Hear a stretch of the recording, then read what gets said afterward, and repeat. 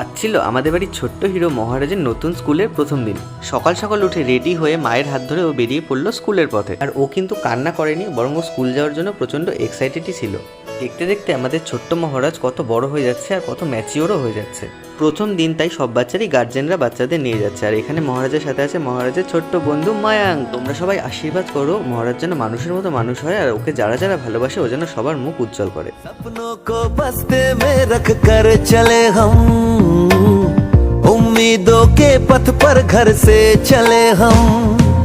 School school school चले हम, school school school चले हम, स्कूल स्कूल स्कूल चले हम।